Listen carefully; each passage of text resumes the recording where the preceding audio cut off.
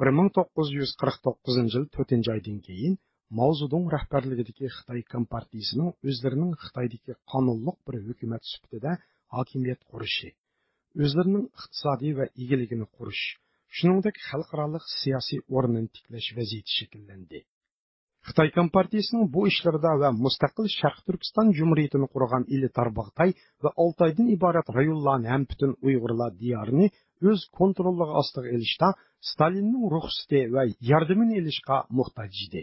Amerika tarixchisi doktor Charles Kraussning Wilson markazi tarafidan e'lon qilingan Stalin 1949 yili Xinjiangda Xitoy Kompartiyasining kuchini qanday oshirdi mavzuliq maqolasida qayd qilinishicha, Xitoy Kompartiyasining Xinjiangni ishg'ol qilishi Sovet ittifoqining yordamisiz amalga oshmaydi.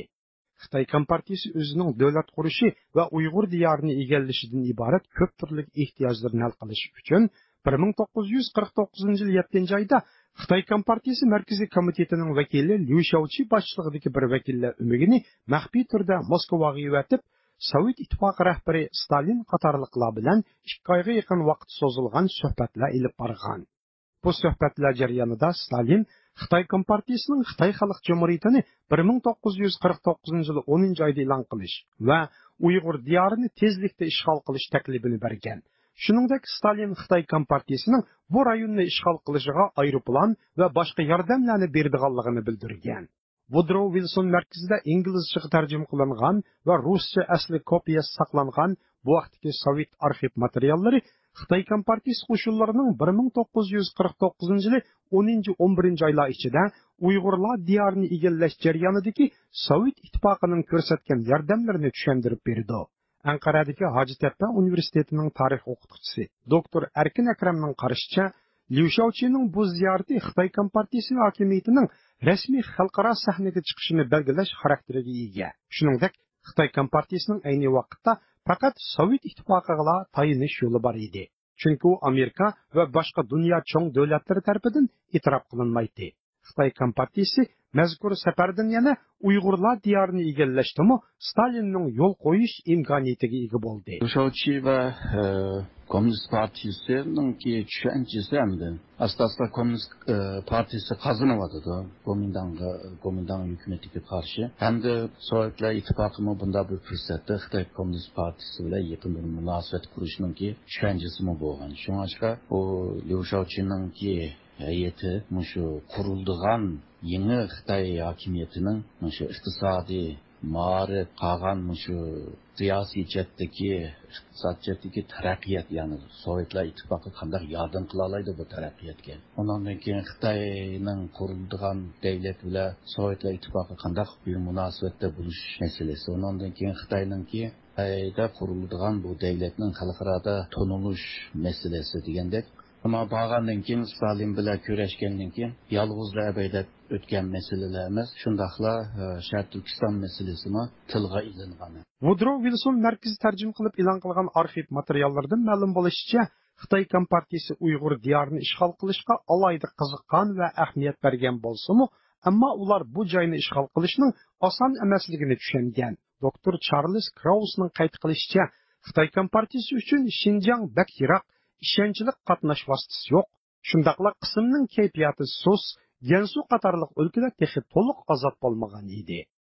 Qozog'istondagi Uyg'ur tarix tadqiqotchisi Uyg'urlarning qadimdan hozirgacha etnik siyosiy tarixi nomli asarning avtori Qahramon G'ujambardining aytishicha, Xitoy Xalq ozodlik armiyasi Uyg'ur diyorini ishg'ol qilishga oldirmagan bo'lib, Mao Zedong taxminan 1950 yoki 51 yillari bu joyga yurish qilishni o'ylashgan.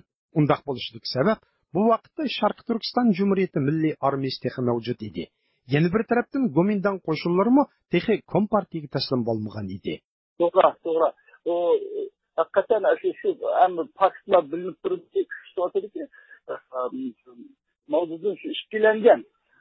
Yerga kirsa milliy armiya uni qarshida vaqtida mesela tamamen boshqa ketishi jarayonlar yeni o'sha qiyinchilikqa chunki muhim rol o'ynaydi. Uning ustiga Sharq Turkiston Jumhuriyatining aqsida ham mavjudin ham Shanxay har ishchilar Sovet ittifoqining barkanligini his qiladi. Shuning uchun bu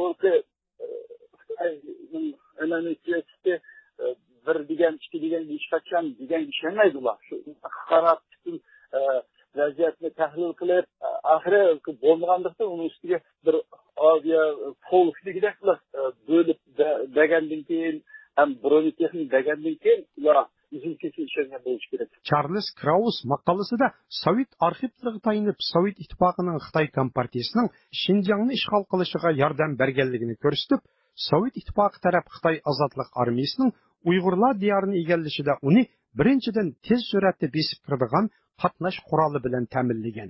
Ikkinchidan ozodlik armiyaning hujum qilib kirishi uchun hal qilg'uch rol o'ynaydigan boshqa yordamlarni, ya'ni aeroplan, yiqilg'u yordamlarini bergan. Üçüncüden açlık yardım bergen bulup bu Xitay armiyasının en beşini qaturgan meselelerinin biri bolgan deydi. O yana Uyghur diyarıga kirgen Xitay armiyasını beqish üçün zor miqdarda açlık ve ozuqtuluklarga ehtiyojlik ekanligi. Sovet ittifoqining Xitay tarafga 10 ming tonna açlık berganligini qayd qiladi. Wilson merkezida e'lon qilingan Mao Zedongning 1949 yili 26 sentabr kuni Stalinga yo'llagan telegrammasida yordam ehtiyojlari va o'zlarining qiyinchiliklari to'liq bayon qilingan bo'lib, Mao Zedong Xinjiangga 500 ming kishilik qo'shin kirgizmoqchi bo'lganligini aytib, bu joyning yo'llari nachar, sharoit qiyin, odam oz ham bu yerda yemeklik yo'q. Shunga biz sizning oziq-tulik, kiyim-kechak, muhim rahbariy shaxslar va ba'zi qismlarni yetkash uchun 30-40 dona to'shig'uchi aeroplan jihatdan yordam berishingizni umid qilamiz va bunga ehtiyojliq deb yozgan.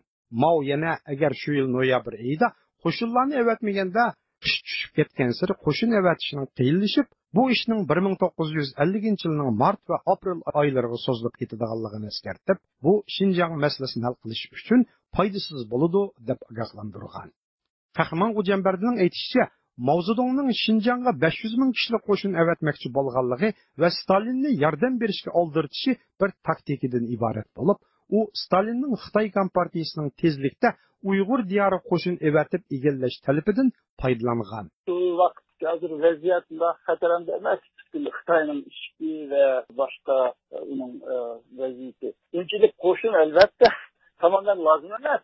Ko'p bo'lsa shu 150-200 ming yetib boshlaydi. Lekin shu gap bu Uyg'urlarning qarshilik ko'rsatishini qo'qqan bo'lishi kerak. Sahoyati ularga barliq xabarlar yetib tursa, yuzlardan qanday milliardiya bundan askarni vayron qilindi. Ama ikkinchi tartibda bo'lishi mumkinki, bu shunday cho'ng bundan ko'rsatgan mavjud yerda Stalindan asmaqsiz uni biladi. Stalin Mao'ga aeroplan bergandan keyin Mao aviatsiya yiqilg'usi talab qilgan. Mao Zedong 49 yil 5-oktyabr kuni Stalinga telegram yo'llab, Sovet ittifoqining yiqilg'u jihatlardan yordam berishini talab qilgan. Mao Zedong yana yiqilg'u qiyinchiligini hal qilish uchun Urumchiga tezlikda 1000 tonna benzin yetkazib berishni, buning 200 tonnasini Qumulga yetkazib berishni, Urumchiga Pingdivahayning o'rinlashtirishida askarlarni to'shish uchun 5 zapas aeroplan chiqarishni o'tingan. 1949 yil 10 oyning 14 kuni Stalin Mao'ga telegramma evatib, o'zining Mao'ning oldi bilan bir diviziyani Xinjiangga kirgizishining to'g'ri ekanligi va 1000 tonna benzin berdiganligi va boshqa yordam talablarini o'rindab berdiganligini bildirgan. Ana shundan Xitoy ozodlik armiyasi Uyg'ur diyoriga keng ko'lamda otlangan bo'lib, orqa-orqadan joy-joyga o'rinlashgan. Doktor Erkin Akremning aytishicha, aslida Mao Zedong Uyg'urlar diyoriga 1950-51 yillar orasida yurish qilishni, Xitoy Xalq Jumhuriyatini 1950-yilda qurishni o'ylashgan.